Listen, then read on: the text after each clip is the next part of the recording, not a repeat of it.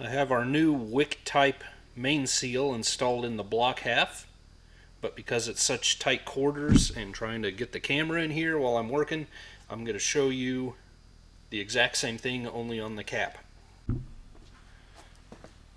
Got another tranny rebuild in progress for a customer.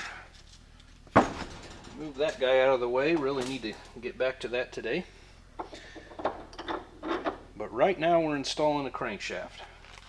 So as I said, just like in the block, this is the exact same method. This is a best gasket kit. Probably ordered it from Chevs of the 40s if I'd had to guess. It's been so long. They send along tiny little roll pin, and they want you to drill a hole and install that. I usually ignore that advice and just do it like the book says. Maybe a mistake, I don't know, but anyway, it's what we do. So we just slide the seal in there sideways, get it formed in there, and then per instructions in the book, you take a round object and you roll it in there so you get a nice tight seal in the bottom end. Okay, and then the gasket kit supplies you, it's a little gasket material, a little paper shim or standoff. They also supply you with handy little break-off utility knife there. I typically, there again, I could use that here.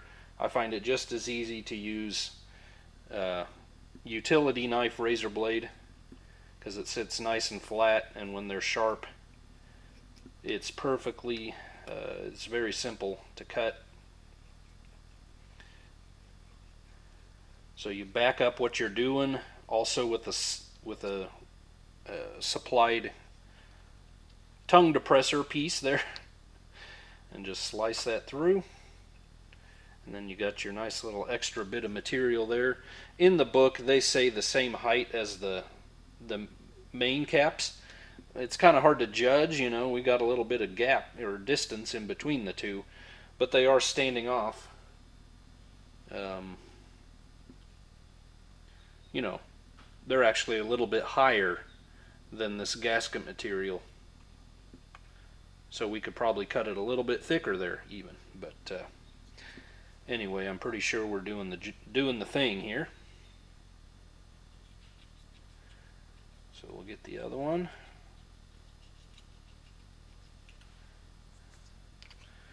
That's all there is to it.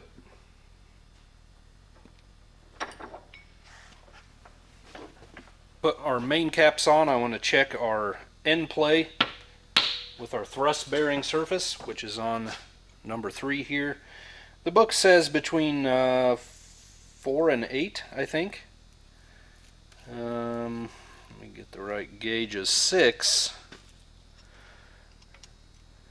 6 goes in very snugly. Can't quite get it all the way in there up to the crankshaft. Well, where's 5? I lost it. There it is. 5 glides right in there. It drags. So we're sitting pretty nice. So I'm gonna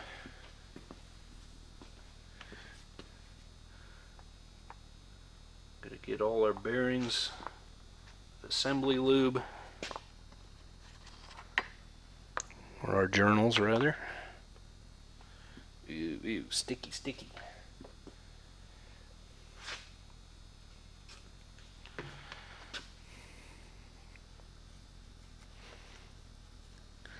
Stuff is like the cheese on a good pizza, you know what I'm saying? Okay, for the last and final time, I'm going to throw our caps back on. We will torque them down again. I will torque them to 50 and then to 70. And then we'll see if this thing rotates freely. By the way, I apologize for not zooming in closer when I was doing the seal on the cap. you know, one man crew doing it all here. Now, not really necessary. These things are, this vintage of engine, it leaks. It's gonna leak, is what I'm saying. Um, but I've tried to create a little Siegfried line, if you will, against oil leaks using Permatex Forma gasket, not silicone. I'm not one to just, in fact, I hardly ever use silicone on a vintage engine. Um, but top and bottom, I just connect with my finger as thin as possible, and it'll squish out of there. From the oil seal to where the oil pan gasket will be, just to try to minimize the amount of oil that comes out between there. It'll never be perfect, and it doesn't need to be.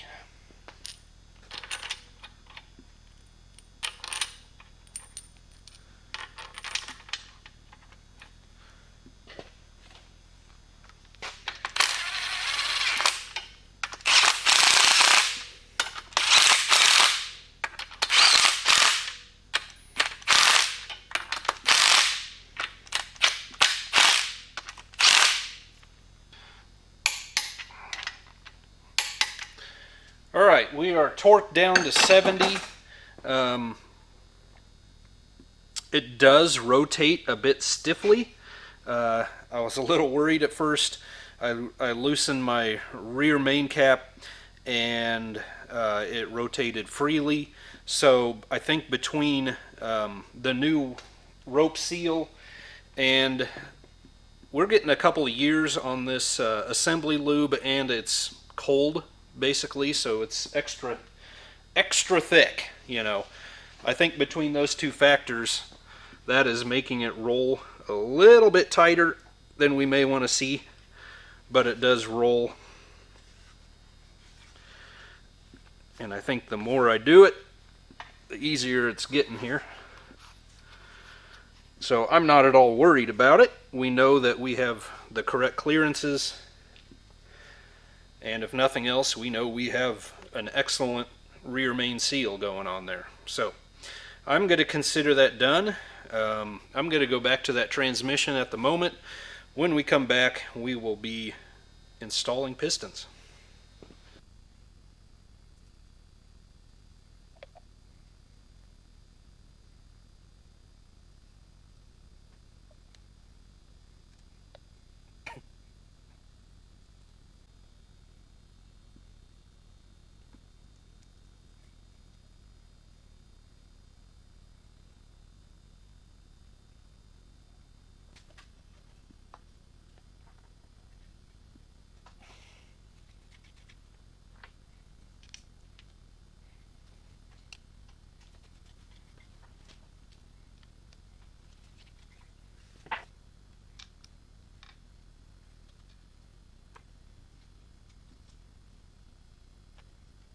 So guys, just don't freak out, okay? Just calm down.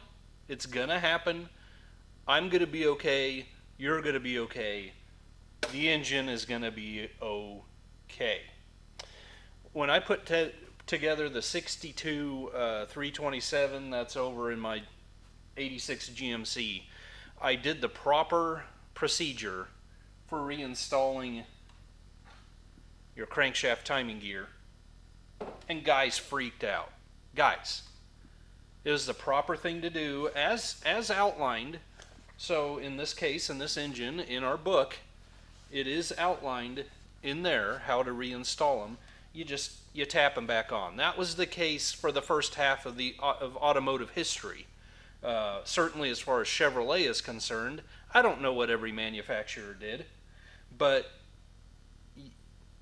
you tap them on, you use common sense, you make sure your hub is clean, there's no burrs, there's no rust, your woodruff key is in good shape, there's no big burrs or it's not smeared up on the edges, You lubricate it and you tap the thing on. It's okay.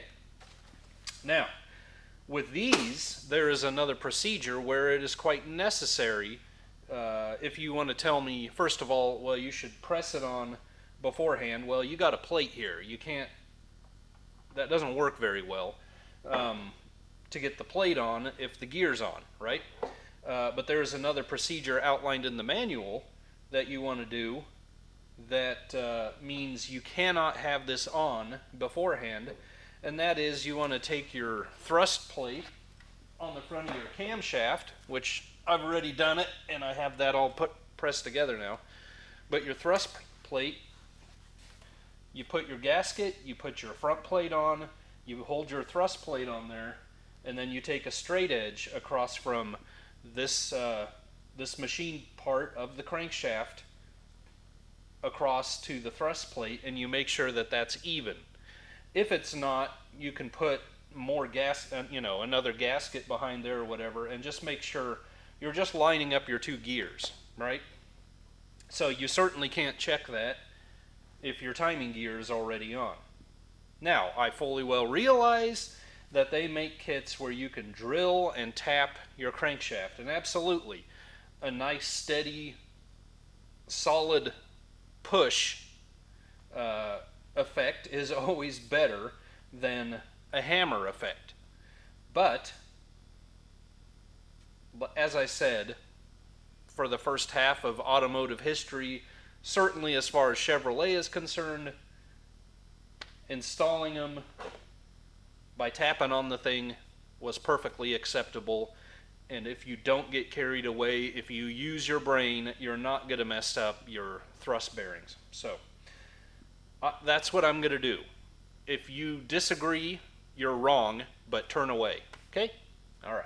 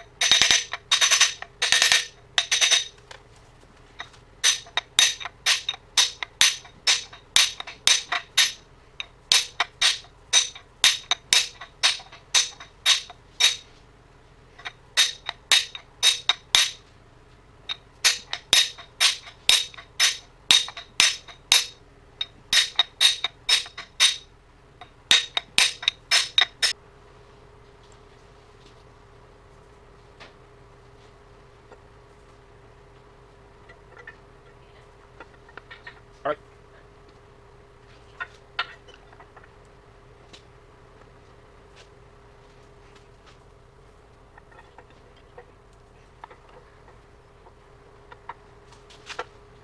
It was kind of funny yesterday.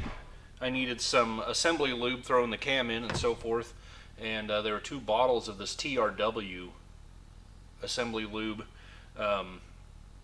because I had my Permatex brand bottle at home putting together a Continental engine for that tractor.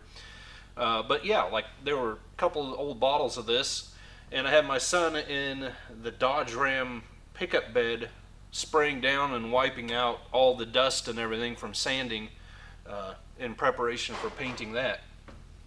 And I walked over there, I was wiping all the old grease and dirt buildup through the years off of this bottle. And I got over there and he was spraying with this equally old bottle of Windex just to get rid of it, you know.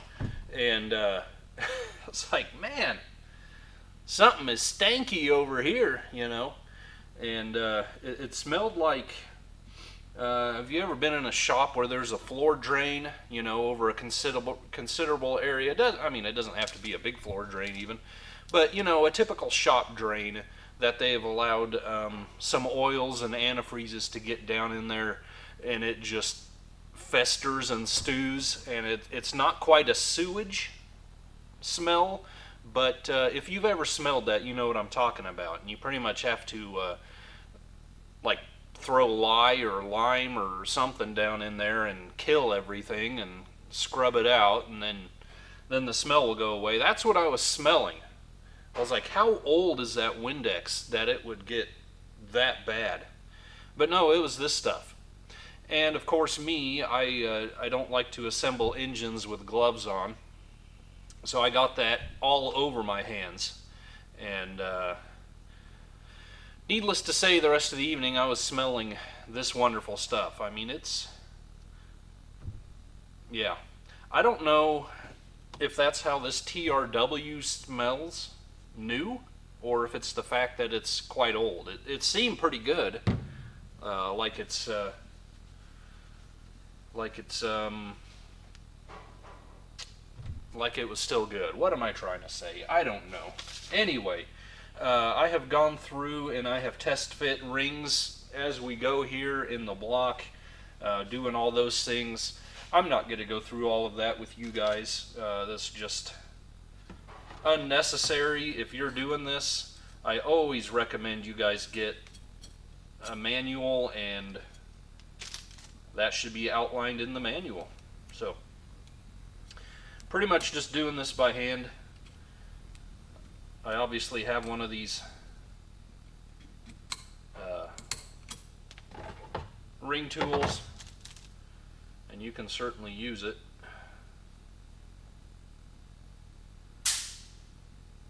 But I find I can use my fingers just as well. So anyway, I'm going to finish this up, and then we can start throwing slugs down the old bore, you know.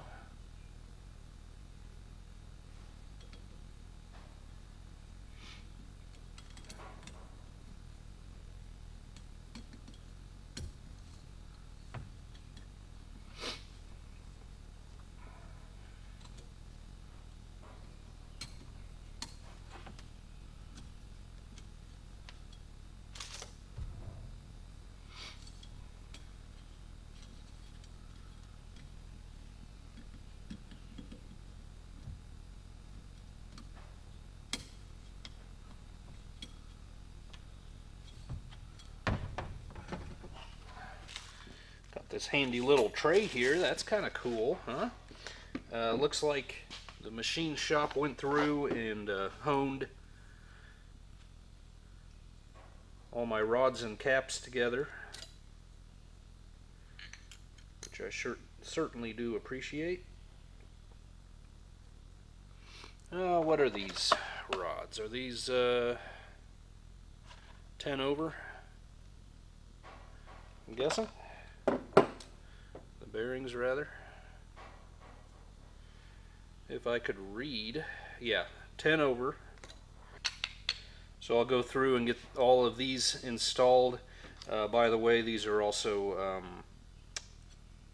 Seal Power piston rings, Silvolite 60 over pistons. I had them, they pre-installed them and everything at the machine shop. So everything's pretty much good to go. I have to do very little here.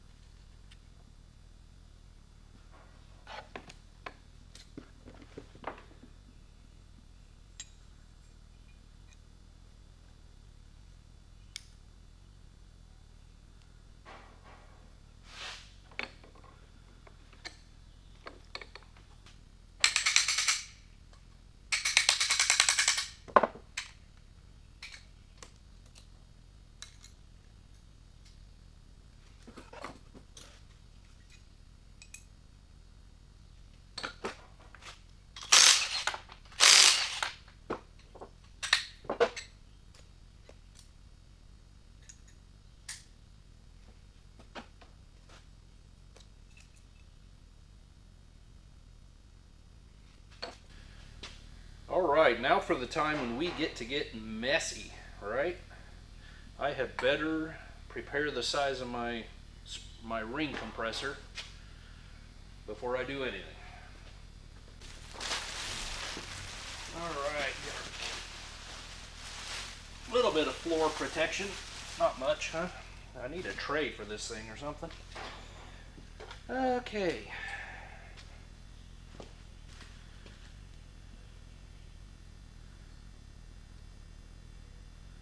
Got my rings how I want them. Oh, it lost its position. You turkey.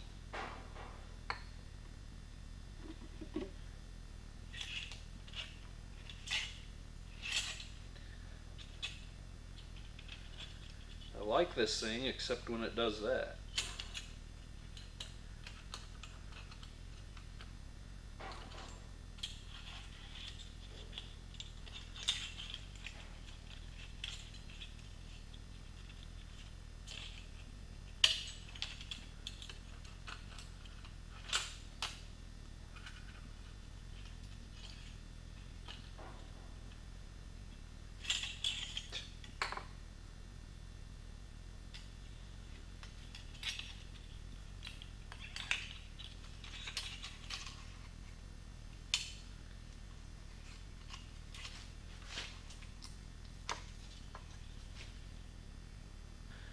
We're just going to use some random oil to lube these things up.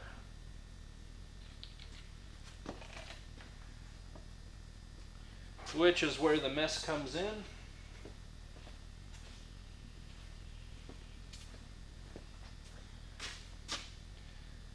And the stinky oil.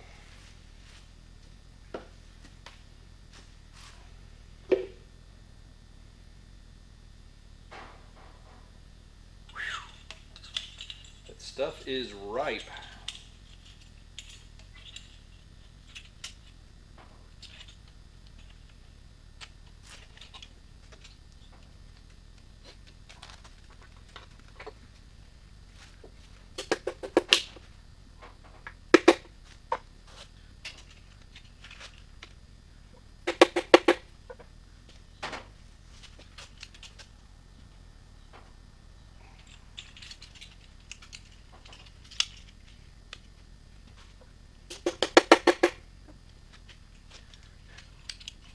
I have to go one tire.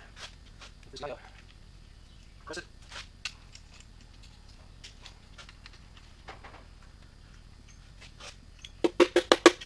Well,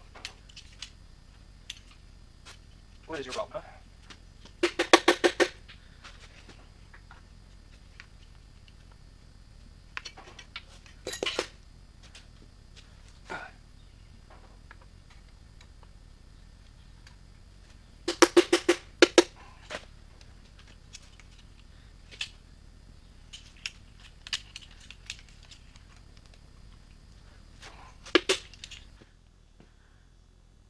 We have our plastic gauge in there. Am I on an inch? Wish I could see something. Yeah. We are between 2/1000 and 1.5, you know. So we're doing really good. I'll clean that off. I'll torque these on. I'll turn it. I'll check. Torque. Turn. Check. Torque. Turn. Really almost feel like it's unnecessary. I know. You know, I gave the machine shop the bearings, and they honed them to fit, and I know they're good to go. 99.9999% sure, but it's on me if they don't, right? Now our oil pan, it's rough, you know. It's looking a little more like the surface of the moon than an oil pan, but it was still panning. You know, I don't think there were any leaks. This could be of a concern. That's a pretty tight crease there, but I think it's jacked the car up about 4 times in its lifetime. I don't know. We'll see if we can do a little bit of something with it. It's not so important. on this project that it has to be 100% perfect, I don't feel.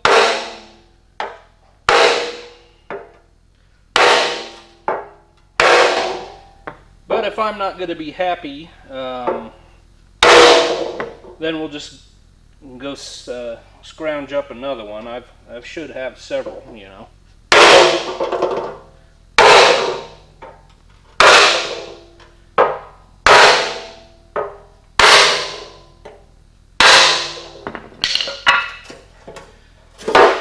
Above all, does it leak, yes or no, and does it drain oil properly to the oil pump and out the plug, out of the plug?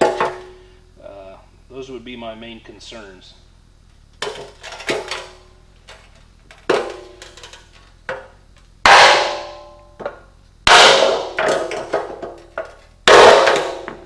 I guess maybe that was stating the obvious. I don't know.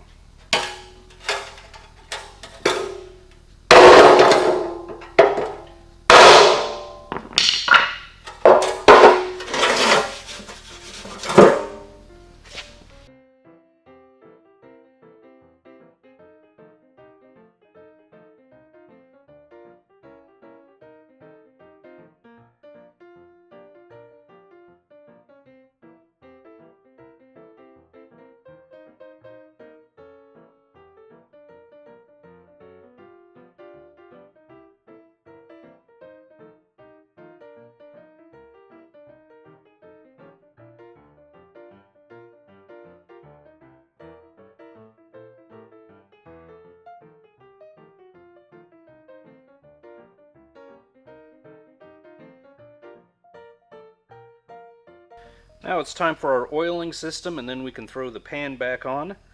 I have rebuilt this, as you well know. We have a set screw down in here that goes into this dimple, and this is always kind of a difficult task here. Let's see if I can get this bolt started.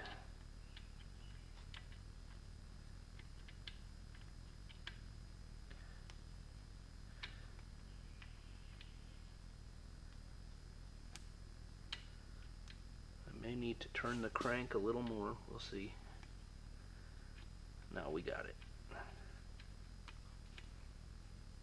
I don't know if you can see what I'm doing here.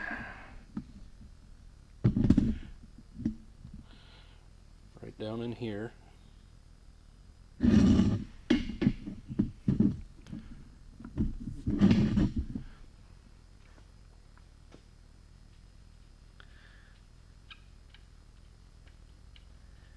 Thread that in just before the point comes through.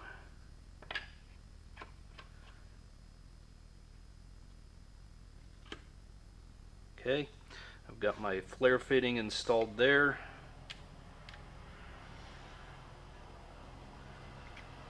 Figure out which way this goes.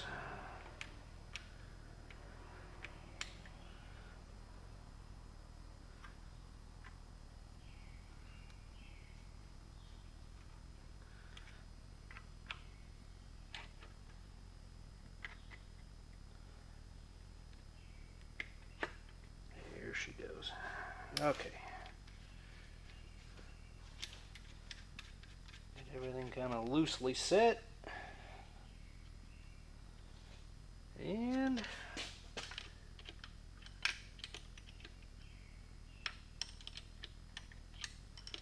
tighten this down. No, I won't either. We have one more job to do here.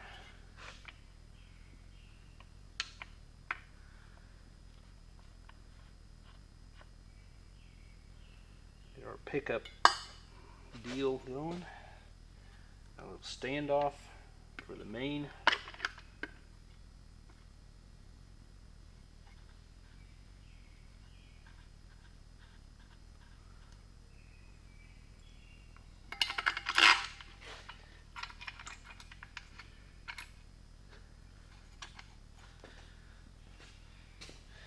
just happen to have a 9/16 on an impact here. Try that out.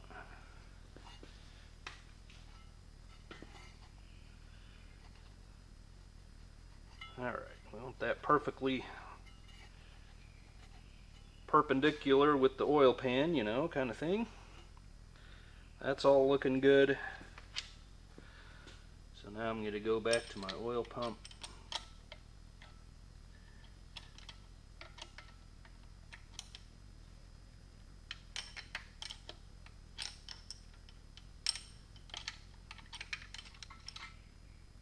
Okay.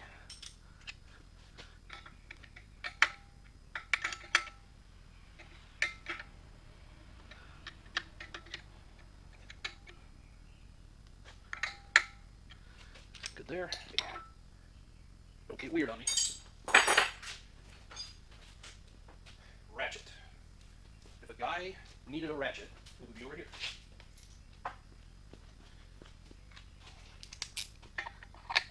Guy needs an extension. Okay. Screen.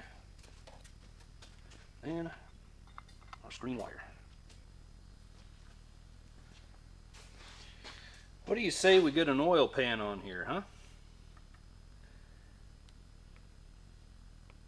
Get a little RTV in the edges and the corners.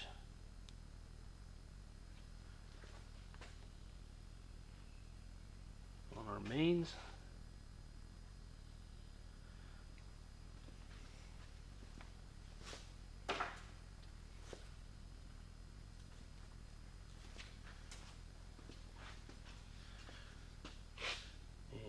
Pretty sure this was the way I liked it.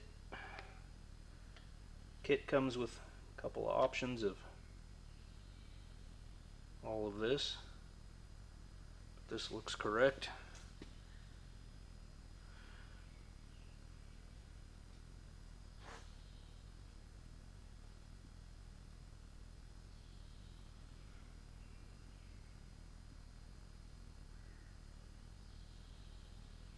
Okay.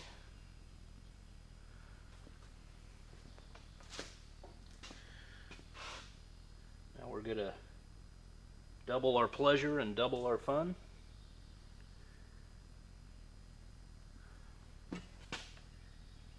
Even though the Double Mint twins aren't here, you know. Okay. I think I've said too much.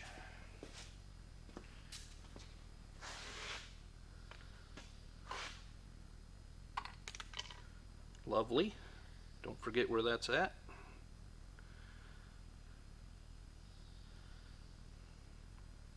This comes with cork and rubber. This being a later 235, I'm going to use the rubber. Seem to fit a little better going over the mains here. So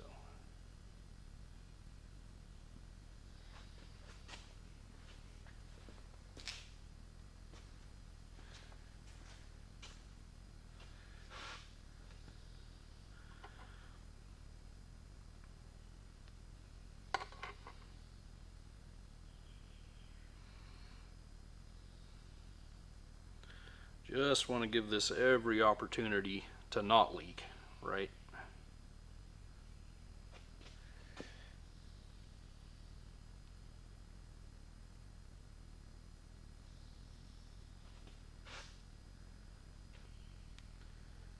Top this connection again, and knowing this oil pan, how beat up it is, I just put a thin bead all the way around.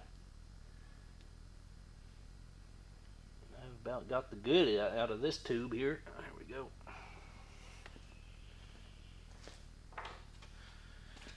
And let's not forget my cap that fell in. Where are you? There you are. Come on, you little Dickens. Had to turn the entire engine upside down and blow it out with air. Nothing I could do. It is not a beautiful pan, but it will work. And I won't have spent half a day fixing it.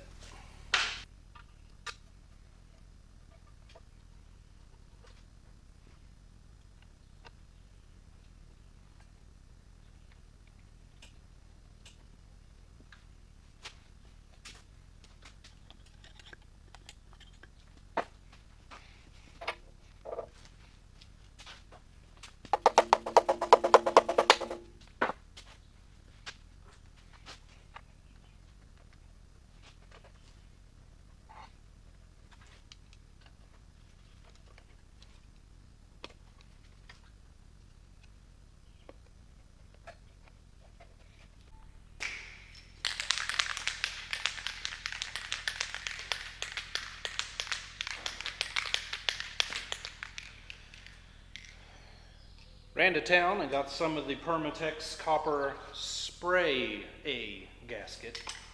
Spray a gasket. You know, we got the original, kind of the original style. We got the squishy stuff in between two copper plates there. So we just want to give her the best foot forward it can have.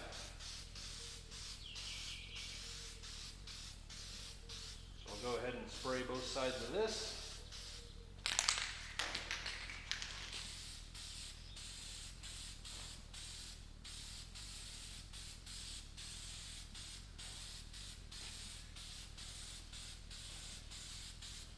Once this tacks off a little, we'll go ahead and install our cylinder head.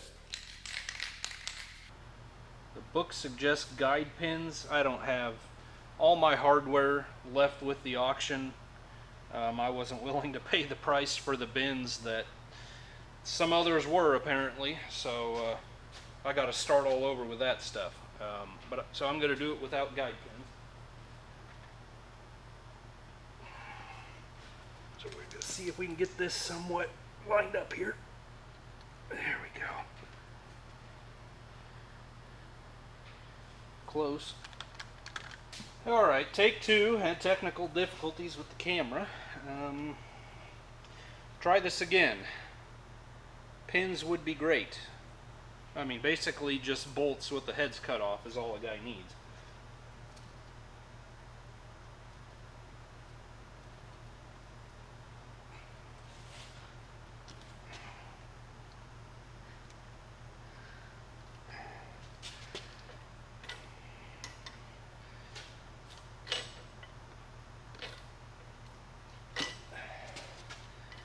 Yeah, it would be really nice.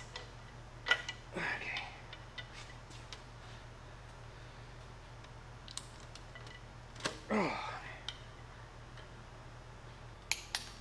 So in 53, the torque sequence has changed a little bit, so I'm going to be sure to do the right one. I think most likely, you guys, you basically go in a big spiral and you're going to be okay, right? But nevertheless, if I could even read, okay. So I'm going to go 30 pounds, 60 pounds, and with 90 pounds.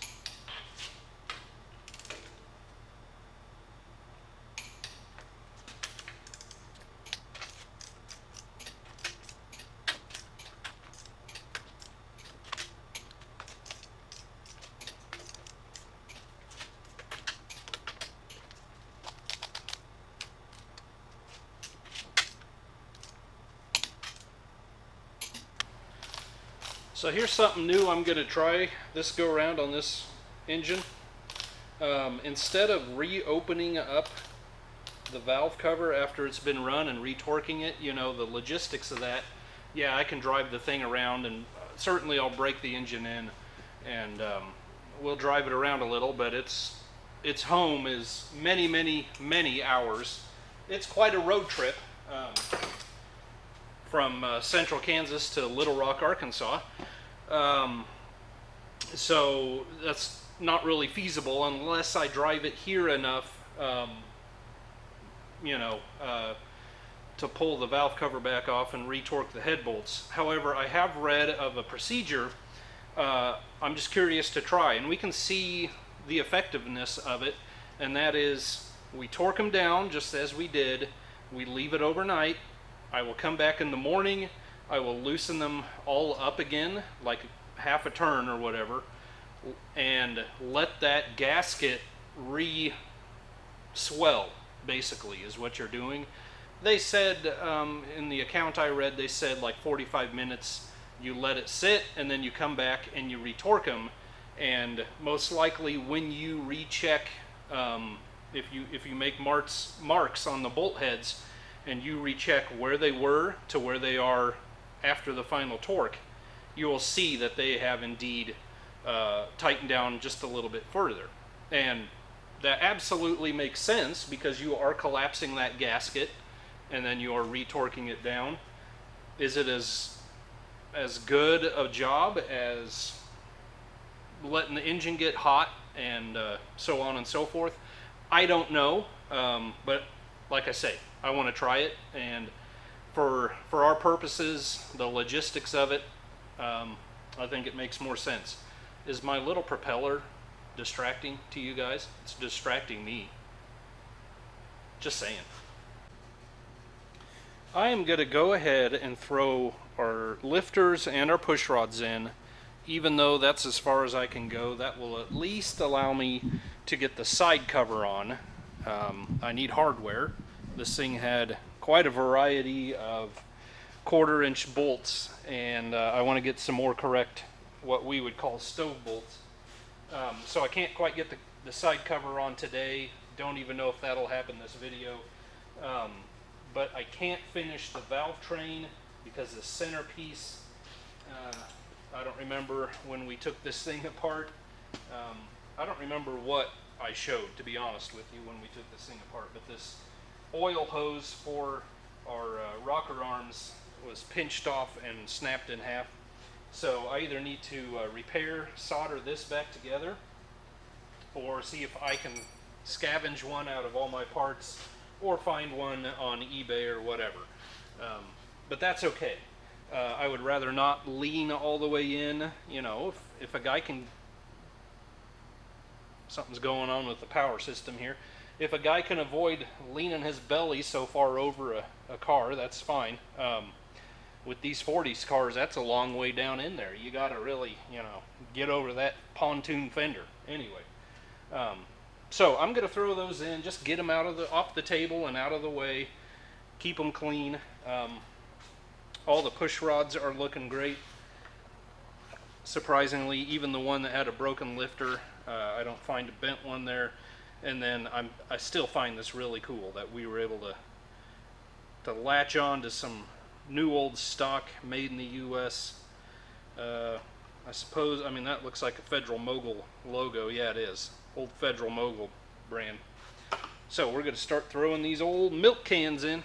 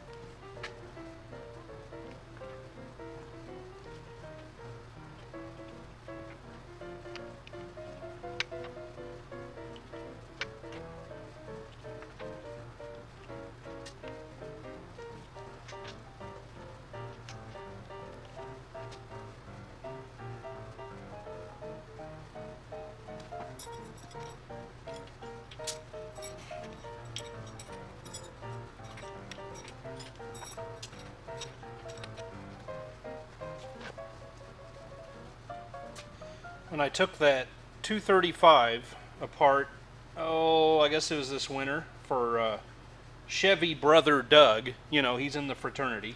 That was a 58, I believe a 58 model 235. And one of you guys got with me and commented that you were really concerned about this oil pipe, as that was missing on that engine. And that indeed is how they were manufactured. Starting in 58, they became internally in the block pressurized. They didn't run a separate pipe like this, and I contacted them back as such. But my point is this, and even mentioning it, that I really appreciate you guys with constructive advice. And double checking me, because I came along 30 to 40 years later after a lot of the stuff that I love, these 30s, 40s, 50 era cars, especially in the heyday of the small block Chevys, those two, but Stovebolt Chevys. You know, I'm definitely a Johnny come lately, and so many of you know so far more than I do, which unfortunately that's just a diminishing thing in today's modern world. But all that to say, I really appreciate when you guys are double checking me and making sure that I'm not going to mess something up, right? So I have some just plain old hardware store zinc plated machine screws.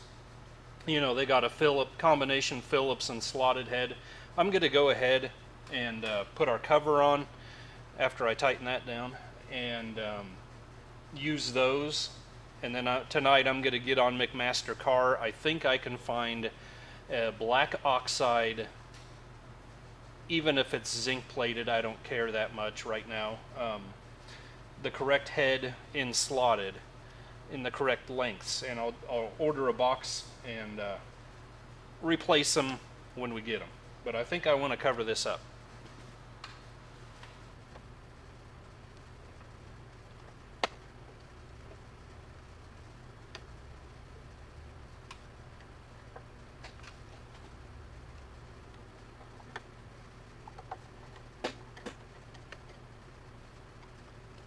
Well, another thing I'm going to do behind the scenes is I am taking half of our rocker assembly apart at a time, laying it out in order, cleaning everything up, checking out all the bushings, the rock shaft, making sure nothing is just completely worn out, nothing needs to be replaced.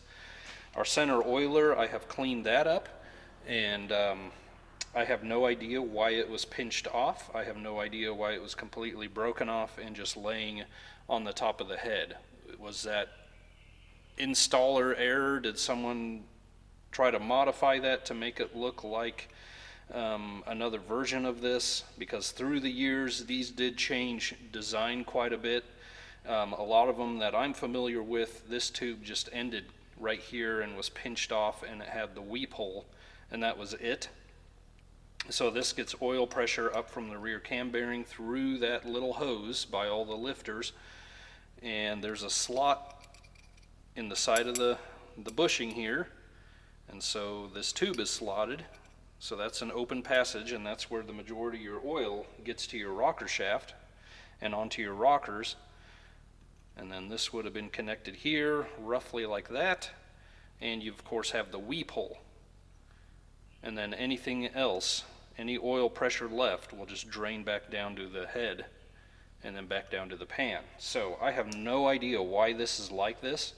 There were quite a few different varieties, like as I say, and even I think the Corvette had its own special design. But I'm just going to reconstitute it back to the way it's supposed to be, and I'll probably even maybe show you that next time. Okay? All right. Well, it's the next morning, and I have come in with silver Sharpie, and I have marked most of them, not all of them. Very center ones, very oily. Those two down in the recesses there are kind of hard to get to, and just, if we get the majority of them, we have a pretty good idea of what's going on. So we've marked those. I'm going to loose them all up and then retorque them in roughly an hour-ish, in between painting stuff and doing things and so forth. All right, I'm on my final torquing here, and I can tell that indeed some have, even at the 60-degree torque, 60 degree, even at the 60 foot-pound torque, some of the bolts were already in line with my marks from before. So we are indeed going a little past that. So time will tell. I would certainly say this gives it a fighting chance without having to retorque them,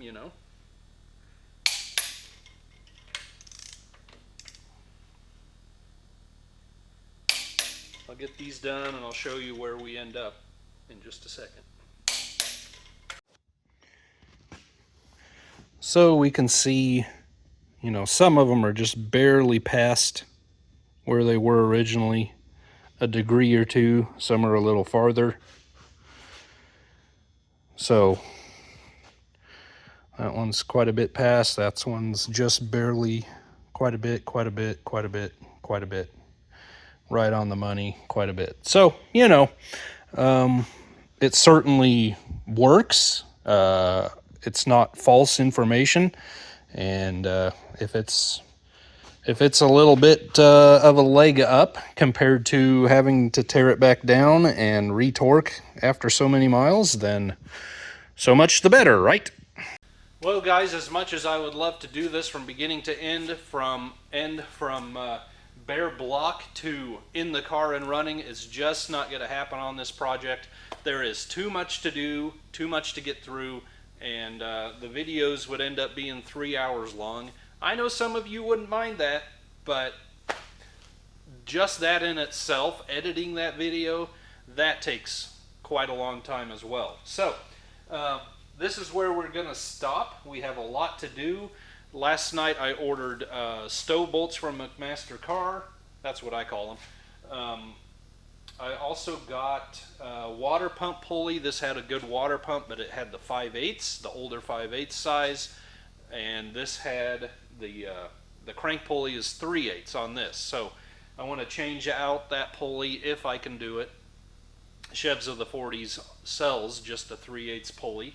So we will get that replaced, and on here I need to make a decision regarding ignition. This had a 12-volt battery in it. It was still running points, but they had a ballast resistor in line. Whether we do that or whether we go to something electronic, that decision needs to be made. The carburetor, I will probably rebuild a Model B Rochester for them. I have plenty of cores of those at home. I should have a rebuild kit. Get away from the old monojet that was on here. You know, we don't need any of that junk. The mono junk, no, I'm sure they were okay for what they were. What else? We need a battery tray or fix this one. It's kind of rotten. I think that's really it. I have motor mounts. I have a clutch kit.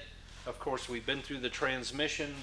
Drivetrain's all set. We need to go through the rocker arms and shafts and repair the oiler. A lot of little things. Oil filter unit, you know, whether that's an old Fram or the AC Delco, I'm not quite sure, but we need to go through that, clean it up, repaint it, get it going. Suffice to say, we have our work cut out for us, and this is where this video is going to end. So I really appreciate you coming along for this part of it. Be sure you are subscribed if you're not, if you're interested in this project. That way you know when another video is up and running. So thank you so much, guys. God bless you. We'll see you on the next one.